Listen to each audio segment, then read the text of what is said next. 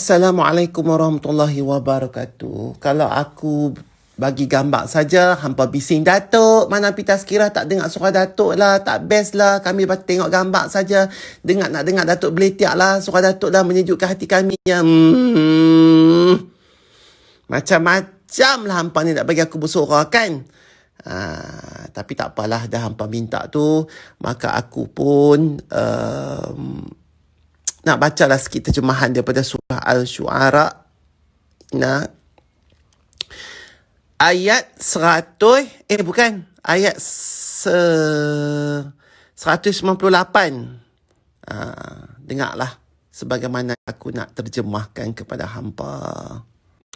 Okay, terjemahan ni duk ceritalah macam mana Al-Quran turun, lepas tu dengan Nabi-Nabi duk dapat kesusahan, kesukaran dengan pengikut-pengikut penduduk zaman tu yang tak mau dengar, yang ketegak, yang buta perut, yang tak mau faham Al-Quran tu apa, tak mau beriman kepada Allah, tak mau beriman kepada agama Islam, tak percaya dekat Nabi, dekat Rasul, macam-macam lah, tak mau tolak tu, kami tak mau tu, kami tak mau dengar ajaran ni. Ajaran ni semua tipu. Nabi-Nabi dan Rasul ni semuanya kena sihir.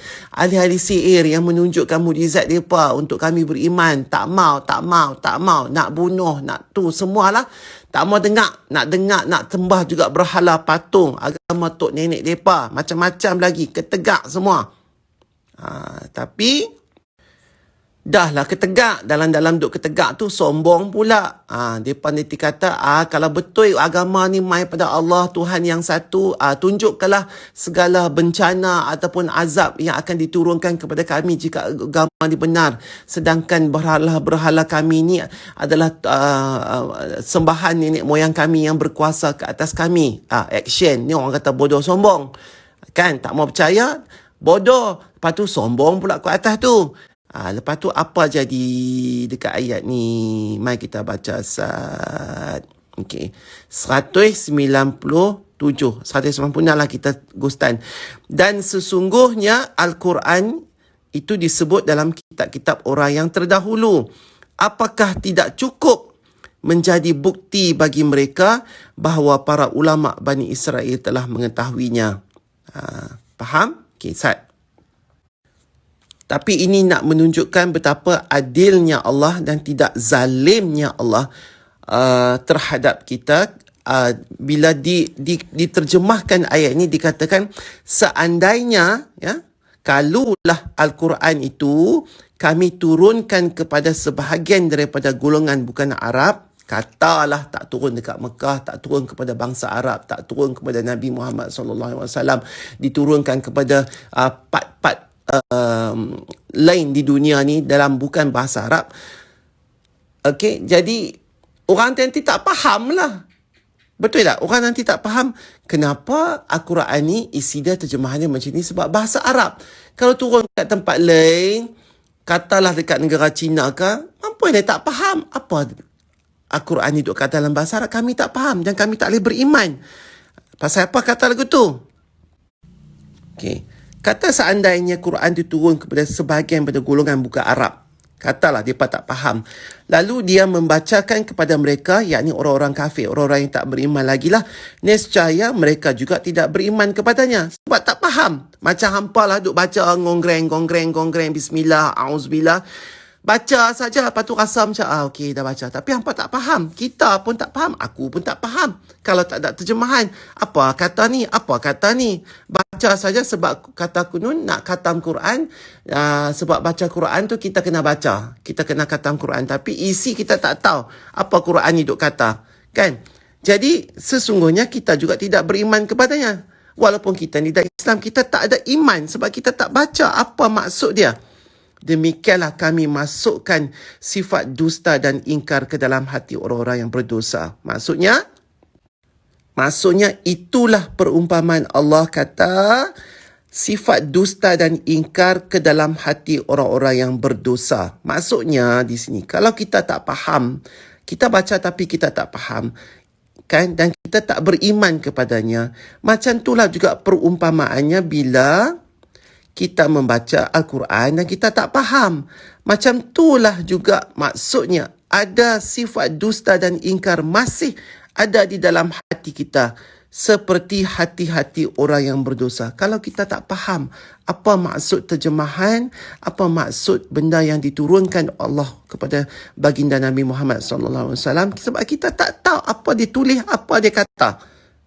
Maksudnya kita dengan perangai orang yang buat dosa, yang ada hatinya dusta dan ingkar tu serupa saja. Ya? Jadi mereka tidak akan beriman kepadanya hingga mereka melihat azab yang pedih. Kita tak baca. Ni aku bukan bagi kata, faham tak maksud aku ni? Maksud ni sini aku memberi contoh sekiranya kita ni orang Islam dah ni, tapi kita tidak beriman, maka kita juga akan jadi macam orang yang tak faham apa itu Al-Quran sebab dia dalam bahasa Arab. Faham tak? Jadi bila kita tak faham, kita masih lagi duk buat dosa. Dan bila kita buat dosa, maka sesungguhnya azab itu akan datang. Tidak lama lagi kepada kita sendiri secara individu ataupun secara kelompok masyarakat ataupun secara dunia. Maka datang kepada azab mereka secara mendadak ketika mereka tidak menyedarinya. Lalu mereka berkata, adakah kami diberi penangguhan waktu?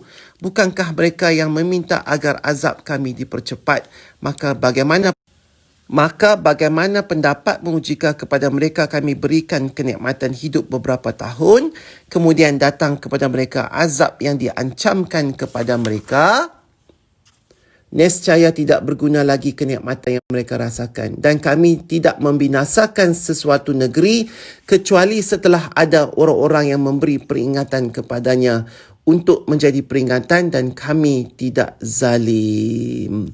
Maksud di sini Allah dah memberi peringatan kepada kita semenjak daripada jatuhnya wahyu ini kepada Nabi Muhammad sallallahu alaihi wasallam, kemudian kepada generasi seterusnya sampailah ke kita yang tengah duk dengar ni.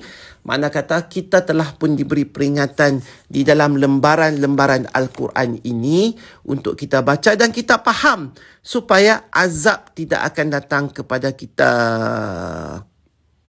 Kerana apabila kita faham dan kita tahu apa maksud di sebalik setiap kalam Allah ini, maka kita akan menjauhi daripada membuat keburukan, ingkar dan dosa, dan maka jauhlah juga azab itu akan jatuh kepada kita, insya-Allah. Jadi sebab tu kita kena faham dan kita kena study dan kita kena ambil benda ni supaya masukkan menjadi sebahagian daripada tingkatan iman kita. Iman bukan maksud kita semayang saja, kita syahadah saja, kita puasa saja, kita zakat saja, kita pergi haji saja, tapi tingkatan iman kita tu kena lebih tinggi dan tinggi dan tinggi supaya kita faham kenapa wujudnya manusia di atas muka bumi ini, kenapa wujudnya hubungan antara kita dan pencipta. Faham kata tasawuf kita kena ada supaya kita faham.